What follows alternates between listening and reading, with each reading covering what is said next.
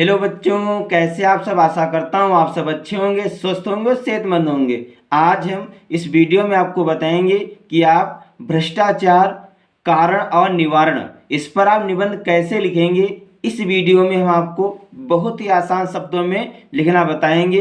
अगर आप हमारा पूरा वीडियो एक बार देख लेते हैं तो आप बहुत ही आसानी से भ्रष्टाचार पर निबंध लिख देंगे।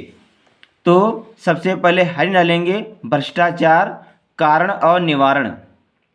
इसके बाद हेडिंग डालेंगे रूपरेखा। इसमें लिखेंगे नंबर 1 प्रस्तावना, नंबर 2 भ्रष्टाचार का अर्थ, नंबर 3 भारत में बढ़ता भ्रष्टाचार, नंबर 4 भ्रष्टाचार के प्रकार, नंबर 5 भ्रष्टाचार के दुष्प्रभाव, नंबर 6 भ्रष्टाचार दूर करने के उपाय, नंबर 7 उपसंहार। तो जो रूपरेखा है इसमें हमने जो हेडिंग डाला है, अब हम इन सभी हेडिंग्स के विषय में आपको बहुत ही आसान शब्दों में लिखकर समझाएंगे। तो सबसे पहले हेडिंग डालेंगे प्रस्तावना। इसमें लिखेंगे भ्रष्टाचार किसी समय या स्थान से संबंधित नहीं है। भ्रष्टाचार की जड़ें आज समाज में गहराई तक फैली हुई हैं। भ्रष्टाचार के लिए दो बातें होना आवश्यक है। पहली यह है कि कोई कर्मचारी गैर कानूनी रूप से कोई उपहार स्वीकार करता हो, तथा दूसरी यह है कि वह किसी विशेष पद पर आसीन हो। इसके बाद अगली हेडिंग लेंगे भ्रष्टाचार का अर्थ। इसमें लिखेंगे भ्रष्टाचार का शाब्दिक अर्थ है भ्रष्ट आचरण। ऐसा कार्य जो अपने स्वार्थ के लिए समाज के नैतिक मूल्यों को पीछे रखकर किया जाता है, उसे भ्रष्टाचार कहा जाता है। यानी कि भ्रष्टाचार का शाब्दिक अर्थ है भ्रष्ट आचरण।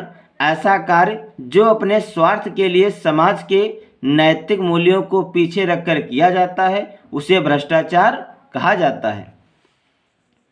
इसके बाद अगली हेडिंग डालेंगे भारत में बढ़ता भ्रष्टाचार। इसमें लिखेंगे आज भारत में भ्रष्टाचार हर क्षेत्र में बढ़ रहा है।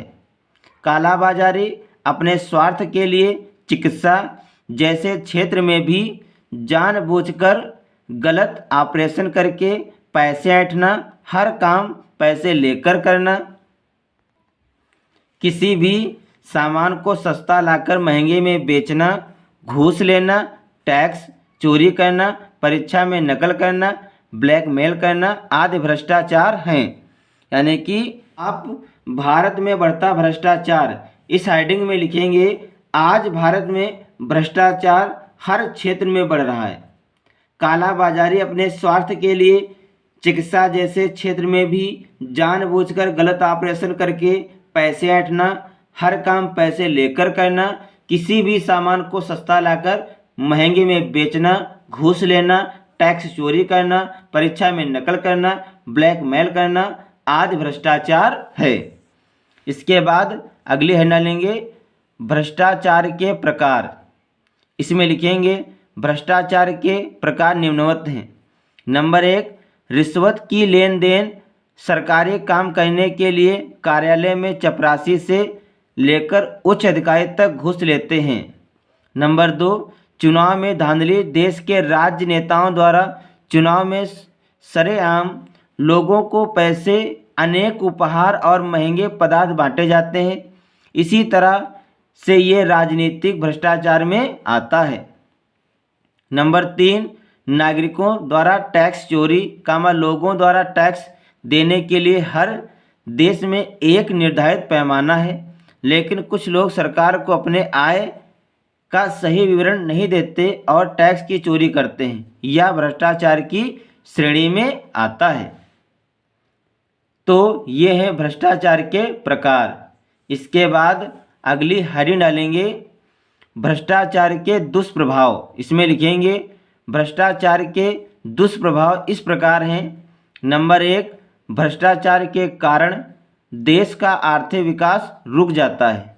नंबर 2 भ्रष्टाचार के कारण हमारा देश हर प्रकार के क्षेत्र में दूसरे देशों की तुलना में पिछड़ता जा रहा है।